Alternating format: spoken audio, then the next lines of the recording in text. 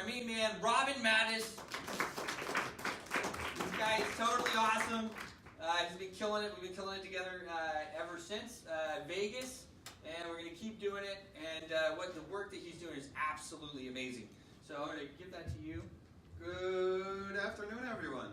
I'm going to start by speaking about how and why I joined PAC. So it all started with me reading this book called Tragedy and Hope by Carol Quigley, and they gave me this advice to bet on all horses until eventually one emerges triumphant.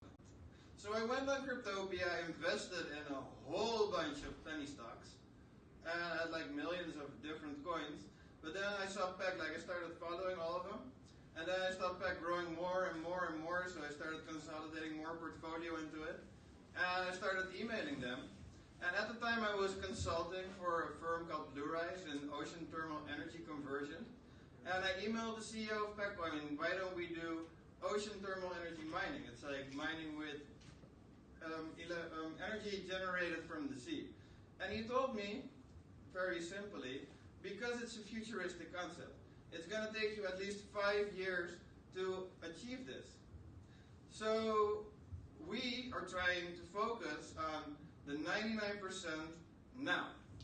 And we're also going to include charity, we're going to base our coin off of Dash, and I was sold.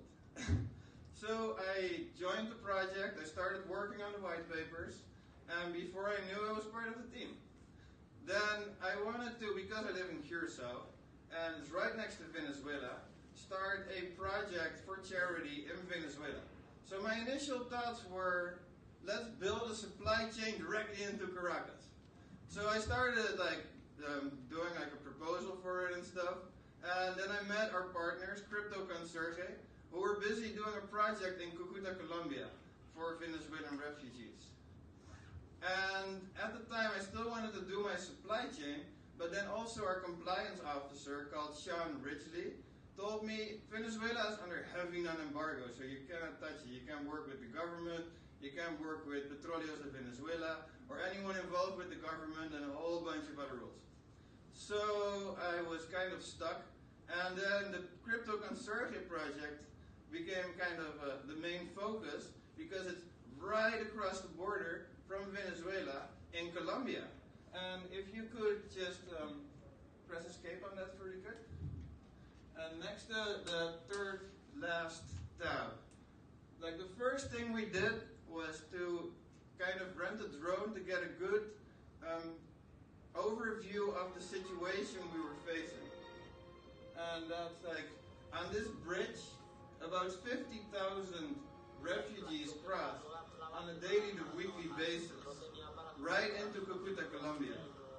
And what we do is we airdrop $5 worth of crypto to these refugees, which is essentially a month's salary for them, so they can buy essential goods and medicine. Look, you can see the PAC paper wallets, the merchants, and we have this thank you initiative for the big investors who invest in the project to, well, if they invest, they get a big thank you from all the refugees. And then I met Bruce, and we started working together on a lot of projects. He involved me in his Blinded Veteran project, and we decided to do a refugee Christmas dinner for refugee families. Where did Jesse Hartman go? Oh, yeah. Can you switch over more? Thank you. So we made a video of this refugee art dinner, as you can see. And while we were giving the adults an explanation on crypto, we gave the children an opportunity to participate in an arts contest. As you can see, they're highly busy with their art, and they're all on display right over there. This is the refugee children thanking Global Boost and PACcoin. And that's the Christmas dinner. The people that made the dinner were refugees employed by PAC. And we also had a refugee playing Santa and handing out big bags of goodies that you like. That was the first picture, that was basically in the back.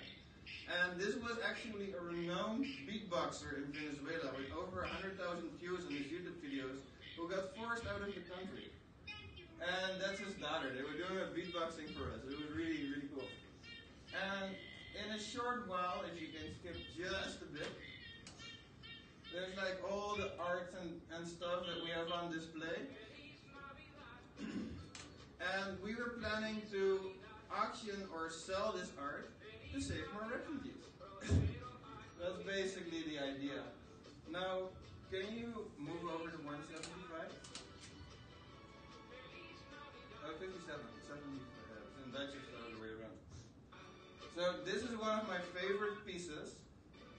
Like right here, you can basically, this is an art made by a refugee child. And you can basically see what they're telling us. You have the government in the sky who caused a storm. And they had to leave their home where the heart is. And as you can see, they're completely naked. So they have to leave with nothing. And they're going towards the refugee Christmas dinner. And one important thing I have to do is thank Michael Andrew for making it happen. He helped me with everything and he made sure that the paintings got here in time. And now it's going to end with a big thank you from all the refugees for PAC Coin and Global Boost.